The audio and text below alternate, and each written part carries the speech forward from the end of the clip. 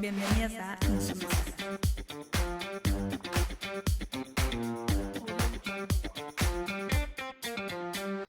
Damos inicio al quinto podcast con las chiques por acá. Hoy vamos a hablar sobre literatura y feminismo en el siglo XX. Y bueno, como siempre vamos a darle el pie de puntapié a Gise que nos embarque en esta cruzada, a ver qué nos depara en el día de hoy. A ver si les copa el día de hoy lo que vamos a hacer. ¿Cómo que no? Eso siempre, sí, tiene que copar. Bueno, no, tal vez que una de las cosas que me pareció interesante que cuando anduve buscando información de una, ¿cómo es que se dice? Una filósofa y escritora española que es Amelia Alcárcel, que hace un planteo plantea como 3 etapas del feminismo que me pareció que estaba copado. Una es como el feminismo ilustrado, que vendría a ser el siglo XVIII, después el de las sufragistas, el XIX, y el contemporáneo.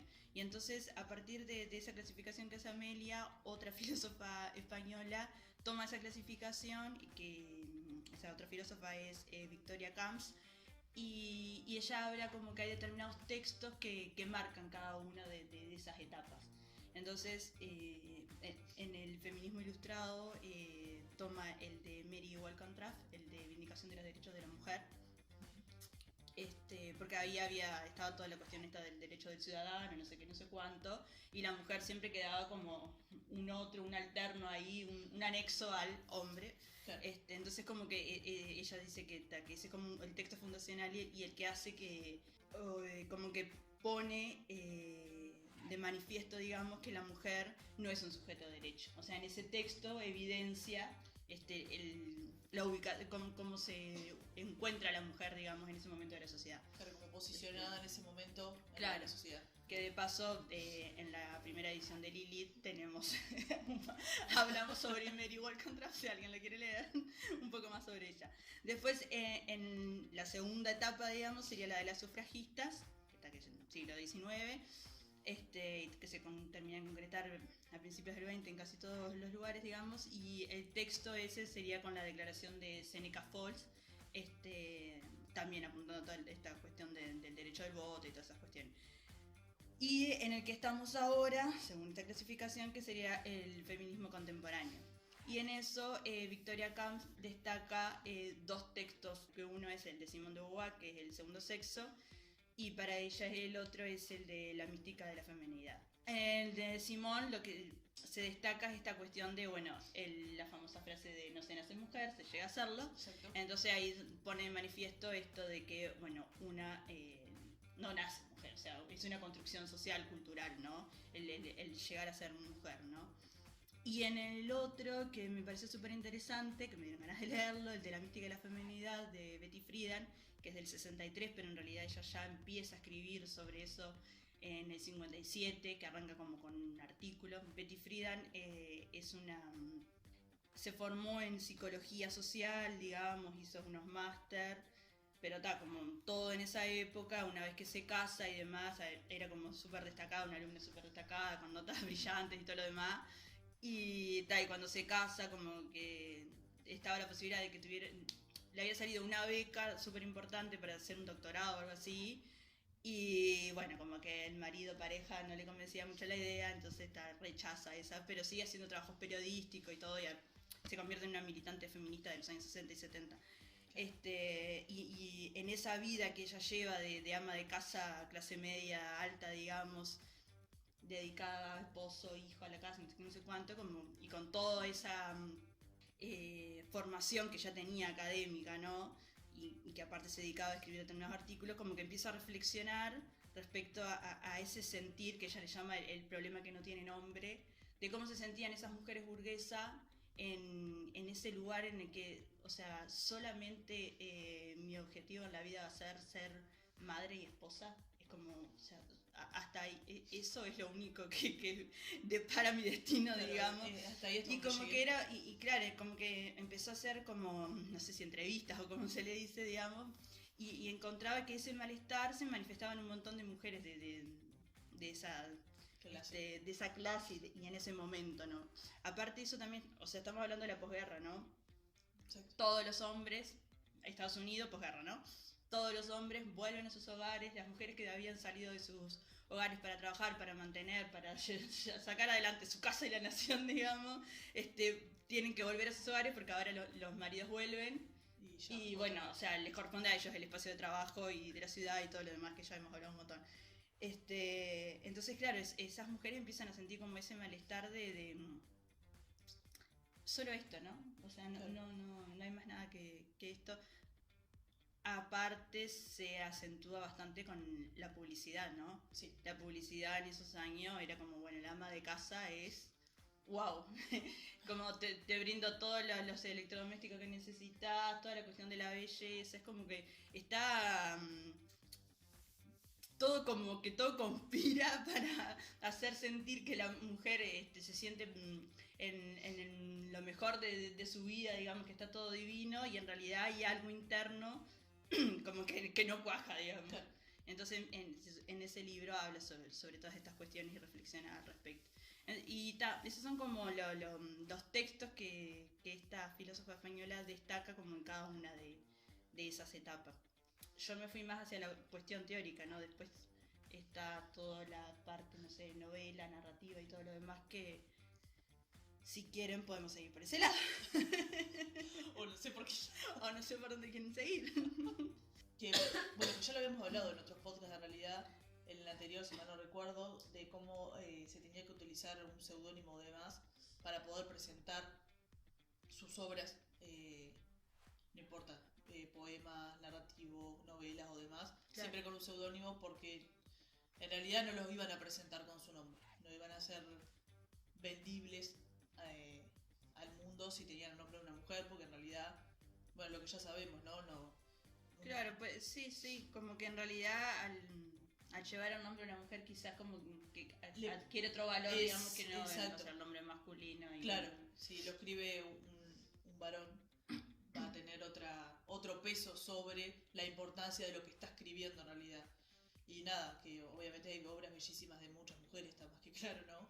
Pero nada, muchas que se perdieron también por eso mismo, porque al tener seudónimos no se sabe bien de qué autoras son en realidad. Y bueno, incluso otras más que seudónimos utilizaban incluso los nombres y apellidos más que nada de algún amigo, alguna pareja o demás. Pero tampoco era, yo ahí hice como una reflexión al respecto de eso, ¿no?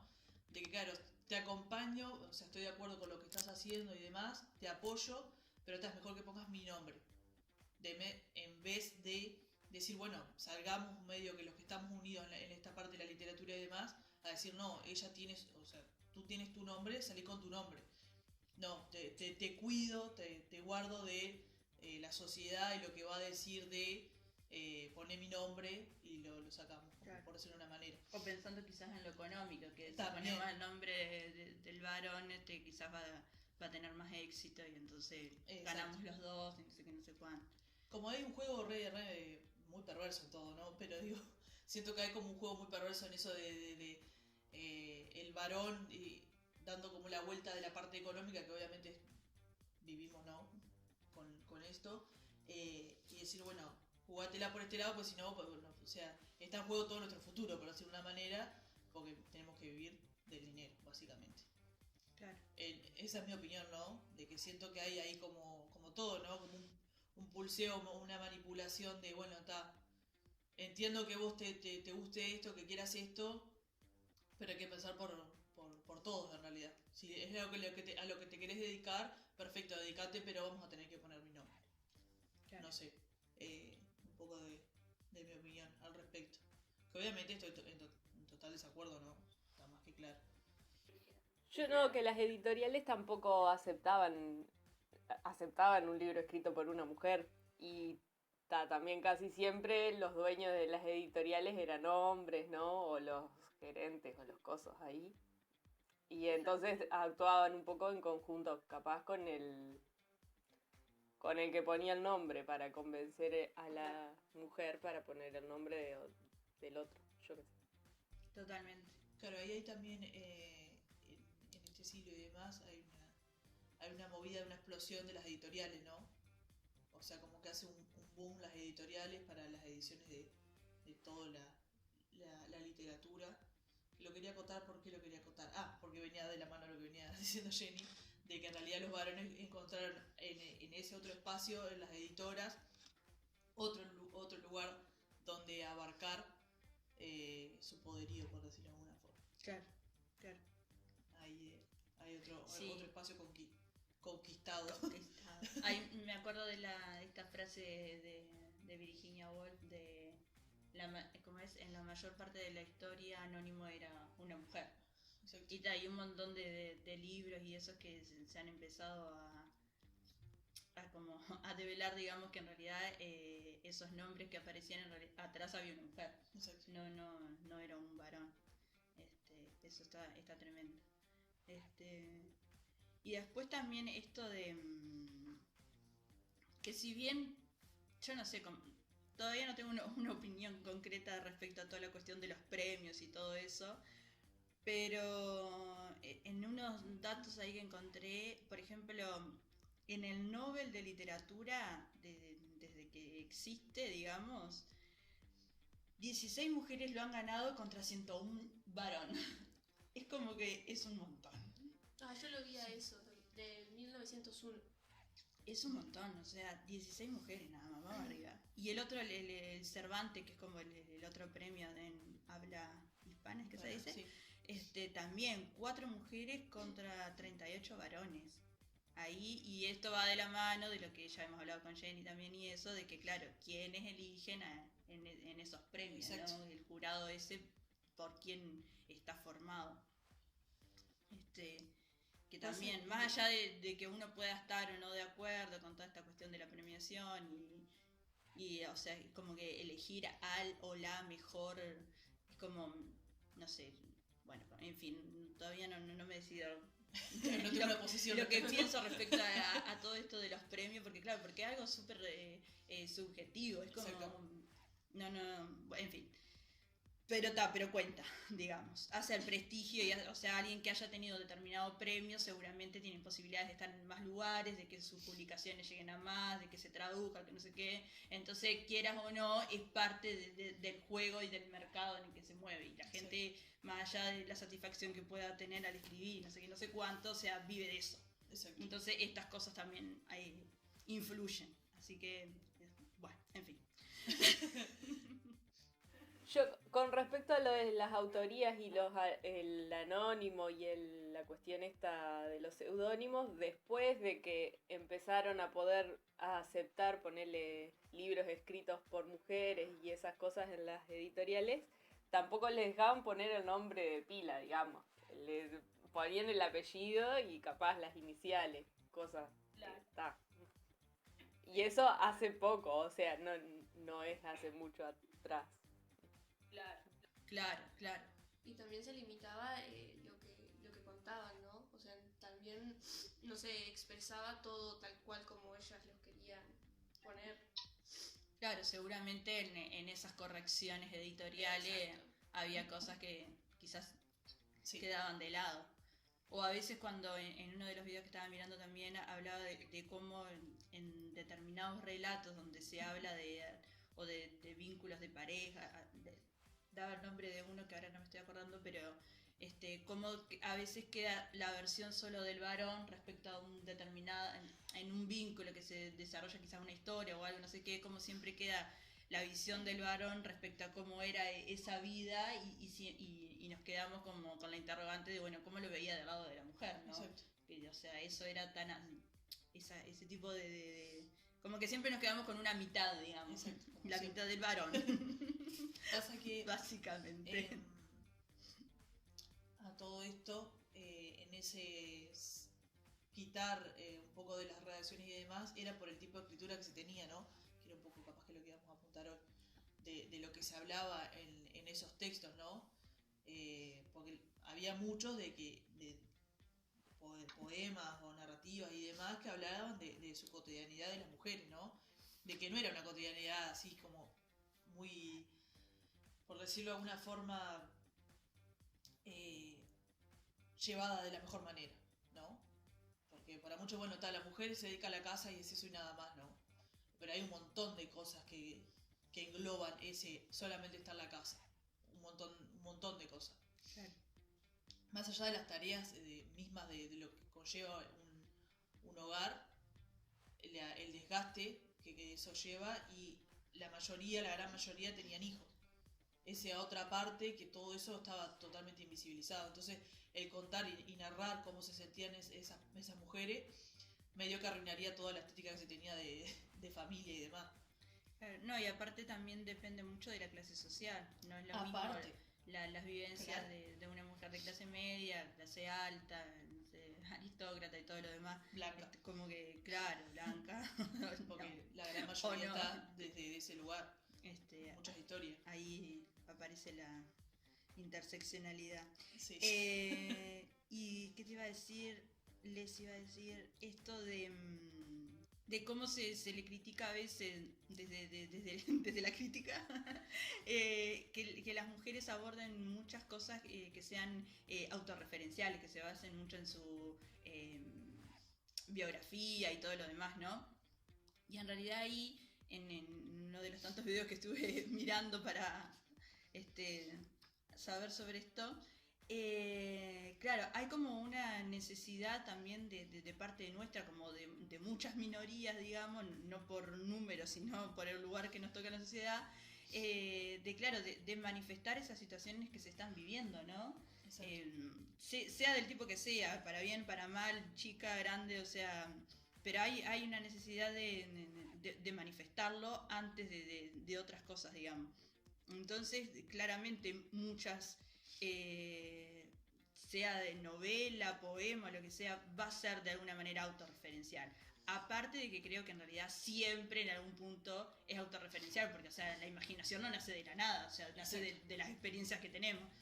Todo es autorreferencial. Pero siempre se termina criticando que, claro, que las cosas escritas por mujeres hacen mucha referencia a su vida, no sé qué, no sé cuánto. En realidad, en un análisis que hizo una escritora y crítica española que es Laura, ¿cómo es el nombre?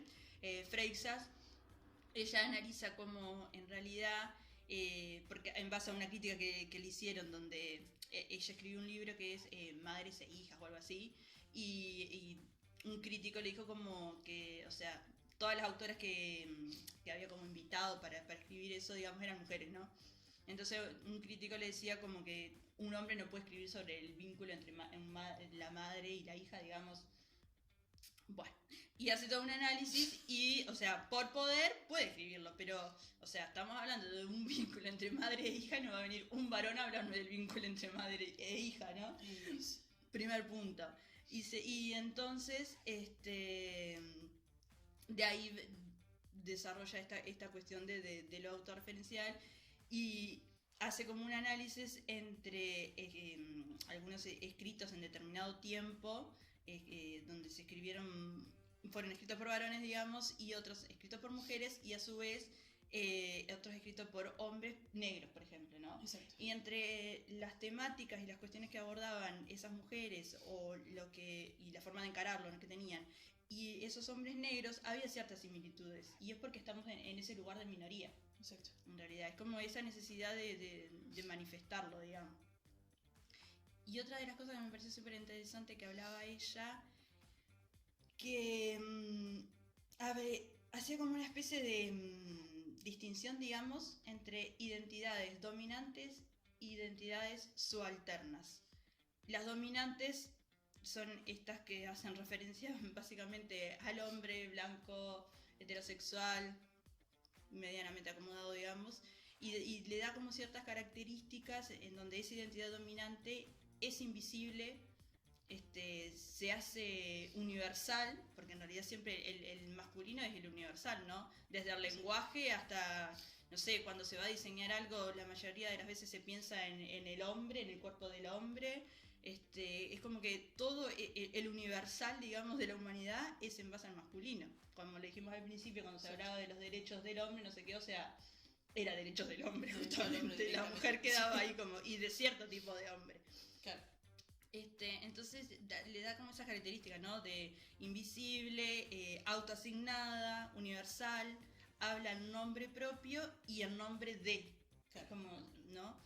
Y la subalterna, que es la que hace referencia a todo el resto, digamos, ¿no? Claro. Entre ellos nosotras, es una identidad marcada, ¿no? Se nombra, es mujer, no sé, mujer artista, ¿no? Tal cosa.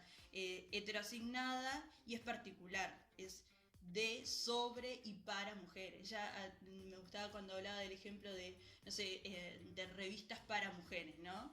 De, no sé, como que se le pone, se le agrega el que es para mujeres. Y cuando hay una revista, no sé, sobre cuestiones automovilística o quizás de deporte, no sé, bueno, deporte quizás no, pero no sé, automovilística, por ejemplo, ¿no? No se dice que son revistas para hombres, pero en realidad sabemos que están dirigidas hacia los varones, Sí. pero eso se toma como un universal. Bueno, y eso se da en la literatura y en todo se da, ¿no?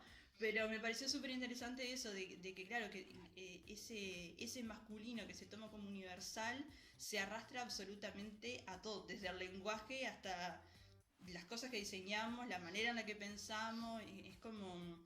Está totalmente incorporado en nosotros. Y lo peor de eso es que es invisible, o sea, lo tenemos tan incorporado que es como tan naturalizado que pensemos el masculino, digamos. Exacto. Esas cosas me parecieron como... Y bueno, y ya de paso me voy a adelantar a la recomendación, pero busquen conferencias de Laura Freixa, que están súper interesantes porque trabajan un montón de temas. Me pareció como una escritora, una autora súper interesante, aparte de que está en español para nosotras. Una bendición. Y ella tiene esa que dijiste de Madres e Hijas, ese libro, si no vi mal, hay una película también. Y un puede tráiler. ser. No sé si, por lo que entendí, está basada en ese libro, pero no la vi. Espero estar diciendo bien el nombre del libro porque la verdad que no lo anoté y no me lo acuerdo bien, pero estoy casi segura que se llamaba así. Madres e Hijas, ahí va.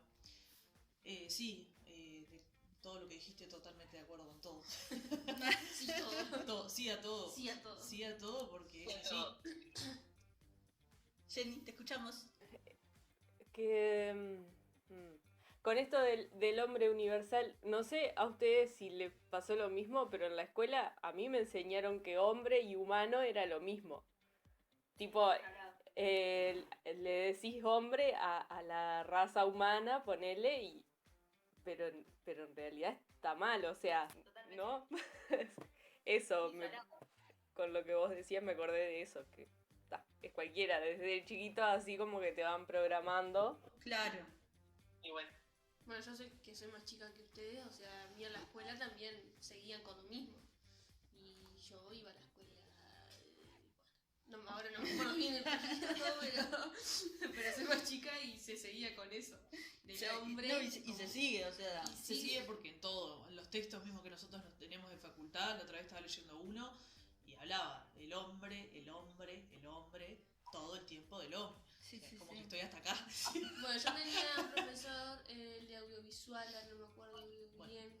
Evitemos nombres por las dudas. No, pero él siempre cada vez que iba a decir...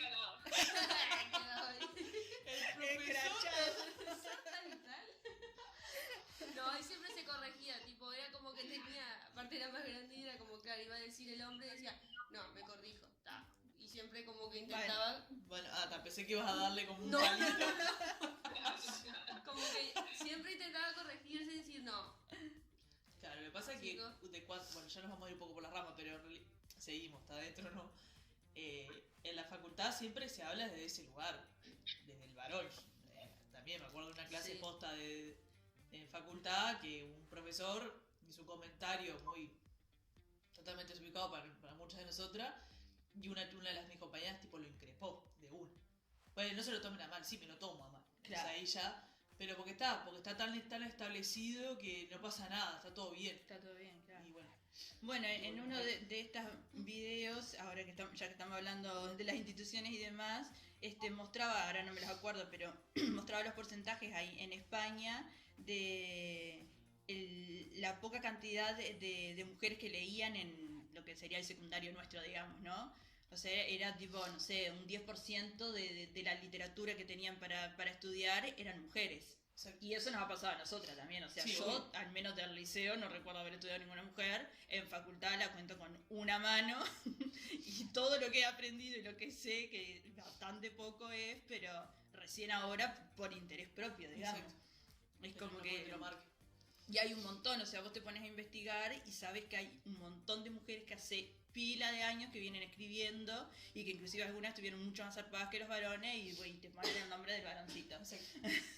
O sea, no es que estemos en contra de los varones, pero o sea, estaría bueno que ya a este momento empecemos a tratar de equilibrar desde quienes aprendemos, porque claramente hay una diferencia en la manera en la que nos expresamos, en la manera en la que vemos el mundo, lo que ya hemos dicho un montón de veces. Sí, cómo nos abordamos con el otro. Claro, que es distinto, entonces está bueno, es necesario tener esa mirada. No sé, yo voy a hacer un paréntesis que no sé si alguna leyó, yo no lo leí, pero ¿alguna leyó el libro de Lolita? No, yo no. Bueno, lo dejamos para otro podcast porque hay todo un debate con ese libro de Lolita que Yo puede creo que lo he estar, escuchado, pero puede no estar lo- interesante. Bueno. Lo que voy a rescatar de eso es que, y estaría bueno ver si ustedes qué opinan, en esto de si se le debería de exigir, digamos, a los artistas determinada responsabilidad con la obra, ¿no? En esto, no sé, me es más fácil pensarlo en películas, pero pasa en todo, en lo que mostramos y en la manera en cómo mostramos, ¿no? Cuando hablamos de, no sé, de la violencia, del amor, de, no sé, de los vínculos, de lo que sea, ¿no? Si a la cuestión artística se le debería de exigir determinada responsabilidad, porque yo creo que el arte es parte de la construcción y del imaginario social, ¿no? Entonces, como tal, debería de haber cierta responsabilidad desde parte. No hablo de censurar ni eliminar ni nada de eso, ¿no? Pero sí ser consciente que al momento en el que uno expone determinada obra y la manera en la que la expone, debería de cargar con cierta responsabilidad, ¿no? Porque estás emitiendo un mensaje. Exacto. Pasa lo mismo con esto que estamos haciendo nosotros. Esto es una responsabilidad que nosotros tenemos cuando hablamos, porque hay gente que nos está escuchando, entonces lo que vayamos a comunicar o demás es importante que se tenga una pero mi pregunta va responsabilidad. concretamente a la cuestión artística. Concretamente a la cuestión, concretamente. Tiene que tener responsabilidad. Porque sí, claro, tiene que tener porque responsabilidad. hay algunos que piensan que el arte no debería tener ningún tipo de De o sea, que, estructura. claro, de nada, que es totalmente libre, que después, bueno, cada Claro. cual recepciona como recepciona. Yo Pero creo que no. debería de haber cierta responsabilidad. No sé, pregunto. Claro, porque La yo tiro. lo que a mí me parece es que en esa fuera de estructura como, no sé si la palabra está bien, estructura, como que quede todo libre, por decirlo de una manera, y cada cual que lo interprete como quiera, en este mundo en el que estamos, esa interpretación termina siempre jugando un papel en contra de, y va a ser siempre en contra de las minorías, de cierta manera, porque es la realidad. Porque en como está todo estructurado, no va a haber responsabilidad con la minoría. Se va a estar siempre mirando para la mayoría, que volvemos a lo mismo de siempre. Entonces sí tiene que haber una responsabilidad. Si estuviéramos en otro contexto, en otro mundo, ahí capaz que te digo que no. Pero así como estamos, tiene que tener responsabilidad. No sé si me expliqué muy bien igual, pues Creo que sí. Yo no sé si... No entiendo. Yo para mí no, en realidad. Yo para mí el artista tiene que ser... que no tiene ninguna responsabilidad. O sea, el artista es libre de hacer la obra que se le cante que se le cante. Que se le que se le cante. Y bueno, a partir de ahí el espectador tampoco tiene por qué tener ninguna responsabilidad, me parece. Va a interpretar lo que, de acuerdo a a su vida y a sus emociones y a sus experiencias, lo que la obra del artista le represente. Ahí va. Y bueno, lo que pasa es que la responsabilidad o no, o sea, depende del artista, también el artista depende de su vida, depende si es mujer o si es varón, o sea, no creo que no entiendo a qué responsabilidad vos te referís. No, Claro, yo no llegué a comprender lo de la yo, responsabilidad. o sea, esto lo saqué de un video que vi y que me hizo pensar y en lo que llegué a la conclusión de que estoy de acuerdo, que se le debería de exigir cierta responsabilidad. Como una responsabilidad, ¿cuál sería? Ético-moral, digamos, ¿no? Porque yo no lo leía el libro, o sea, lo que voy a decir es en base a cosas que he leído por fuera, digamos, ¿no? Una de las posturas en la interpretación, digamos, que se hace de este libro, es que hay como cierta como apología, digamos, a la violación, ¿no? Porque es un libro en el que se posiciona desde el lado de del personaje masculino mayor que tiene una especie de, le llaman muchos romance con una niña, básicamente porque tiene 12 creo, o 14, no me acuerdo, y en realidad, o sea, abusa constantemente de ella, ¿no? Y muchos han clasificado el libro, viste que atrás siempre en los libros se pone como algún comentario de algún crítica, no sé qué, no sé cuánto. Y muchos lo catalogan como una historia romántica, ¿no? Como dura, no sé qué, pero dulce, como un montón de cosas, ¿no? Y en realidad estás hablando de cómo un tipo abusa de una niña.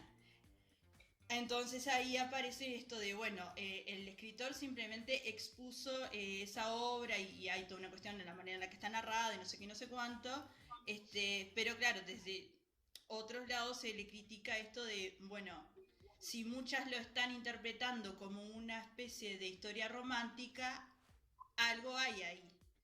Por eso hablaba de la responsabilidad. Pero en ese caso, perdón, en ese caso la responsabilidad es del crítico que puso que esa obra era romántica. O sea, de la editorial que encima editó el libro con eso en la tapa. O sea, no es responsabilidad del artista. Ahí va, ese es el punto de conflicto. Claro. Bueno, yo creo que en la manera en la que uno se expresa, sea desde la disciplina que elija, eso, debería haber como quizás no me acuerdo ahora el nombre del autor, qué horrible, porque es un libro como súper conocido, Sí. casi un clásico a esta altura. ¿Cómo dijiste el nombre? Lolita. Vladimir Nabokov, sí, ahí va, no me salía el nombre. Quizás las intenciones, y seguramente las intenciones no eran esas, obviamente, ¿no?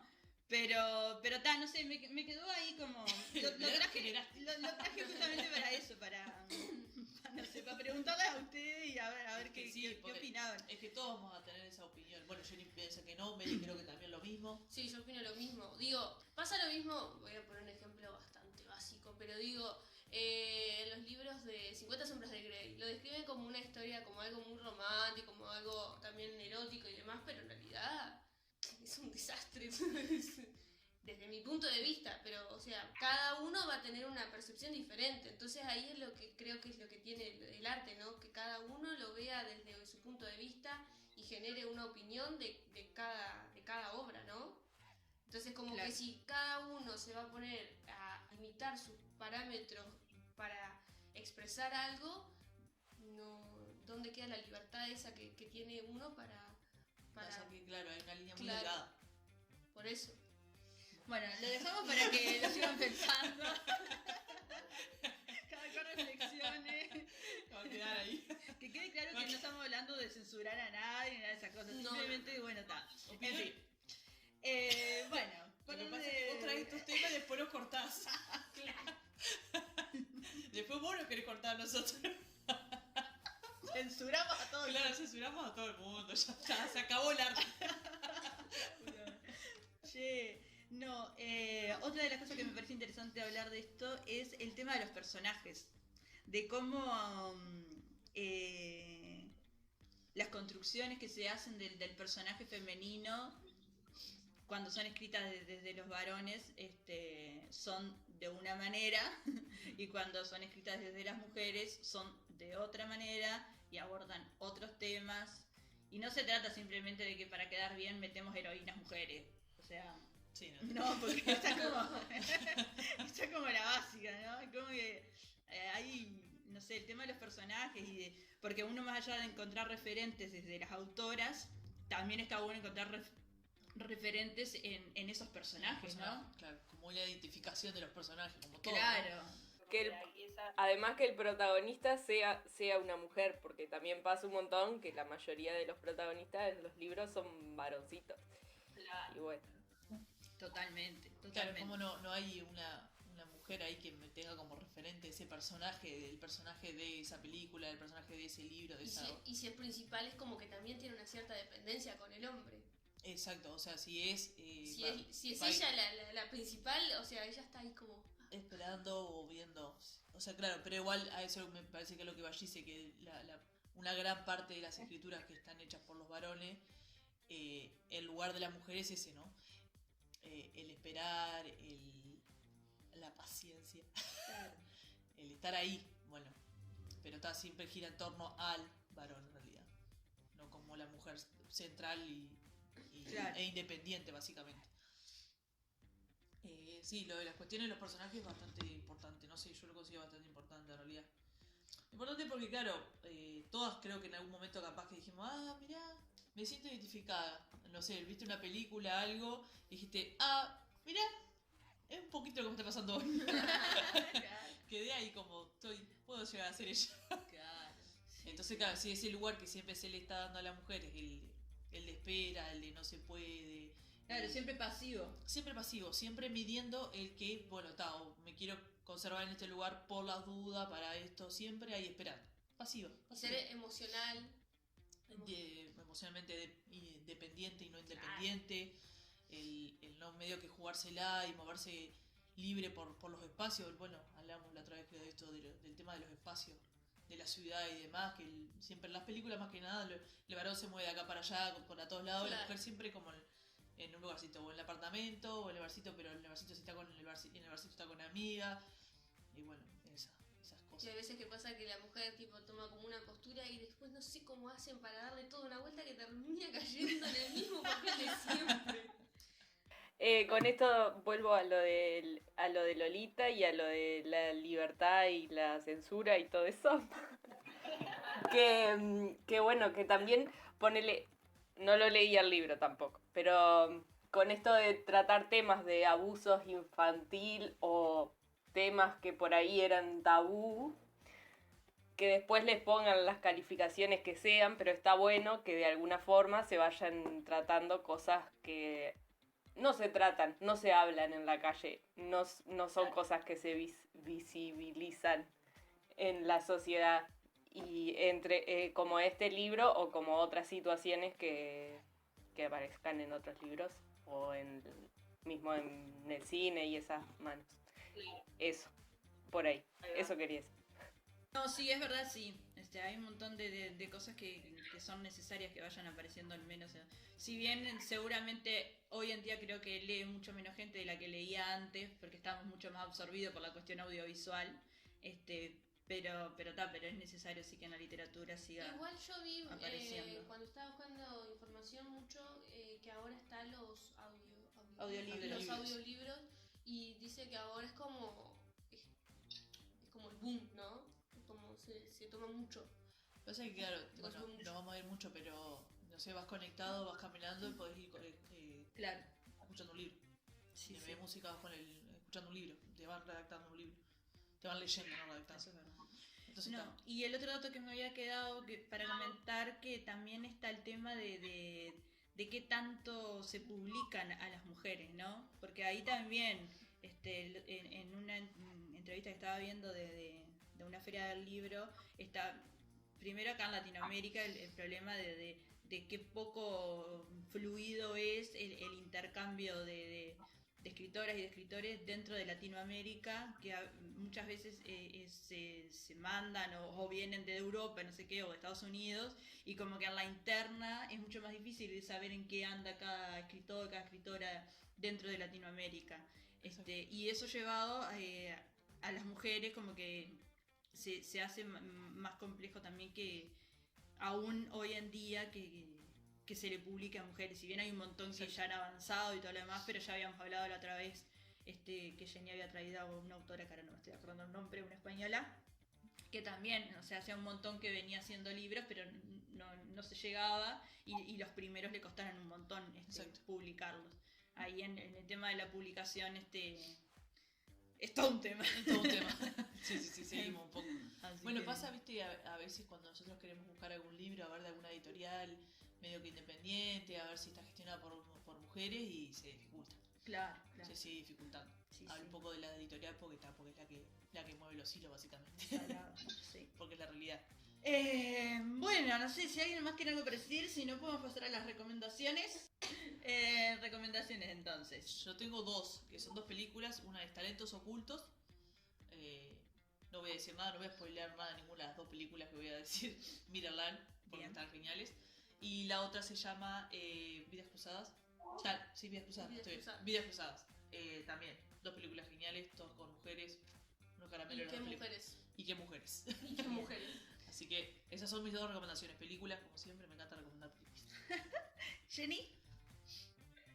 Yo tengo una peli también que se llama Dating Amber, que es una peli, creo que es sueca, que es de dos adolescentes que simulan estar saliendo para que no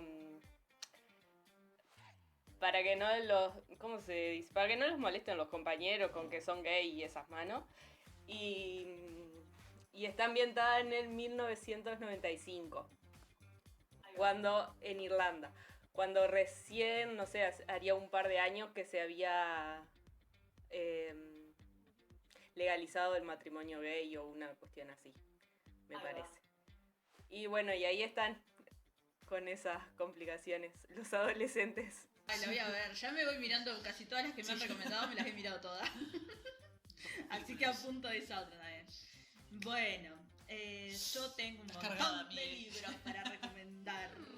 Muchos libros. No sé si los voy a nombrar todos, pero básicamente son libros en los que se habla sobre feminismo. Y encontré un videito que estaba muy lindo en el que te iba dando como si fueran grados de intensidad para quien no sabe nada de nada y se quiere como introducir en tema hasta, bueno, cuando ya empezás a... Entonces, como para empezar, si querés meterte en esta cuestión del feminismo y todo lo demás, uno sería Todos deberíamos ser feministas, que es de Chimamanda.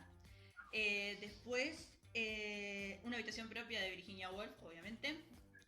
Feminismo para principiantes de Nuria Varela.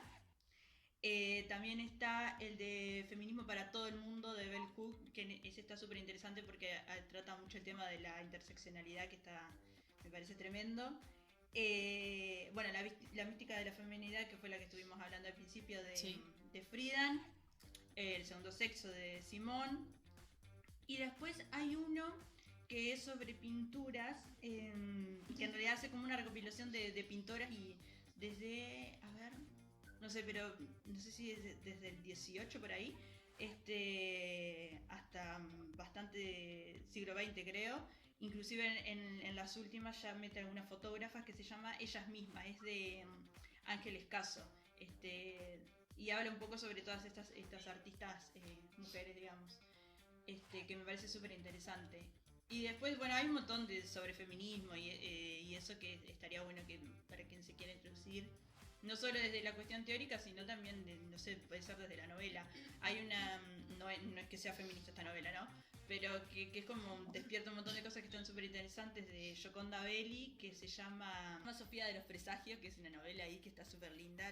La protagonista es una mujer, obviamente. Y bueno, no sé, hay como un montón de novelas y eso que no necesariamente son feministas, pero nos abren un poco la cabeza, nos muestran personajes femeninos y un montón de cosas que están súper interesantes. Así que, bueno, mandamos a mirar películas, a leer, a seguir investigando y a mirar muchos videos. Bueno, las conferencias de esta mujer que les decía hoy, de la escritora española Laura Freixas, hay una que se llama Libros, Mujeres y Feminismo, que es súper interesante. Y en esa es en la que habla un poco esto que les nombraba hoy de las identidades dominantes y las subalternas, que está muy bueno. Así que está. Y bueno, para la próxima vamos a estar hablando entonces de música contemporánea feminista o con perspectiva de género y todas esas cuestiones. Así que ese va a ser el próximo podcast. El sexto. El montón. Llevamos un montón. Así y bueno, que y formulen su crítica respecto del tema que hablamos hoy. A ver, sigan pensando. ¿qué piensan? Ya vamos a llegar a la radio para que nos puedan llamar y contar sus opiniones. Yo quiero dar mi opinión. Así que bueno, damos por terminado este quinto podcast por aquí.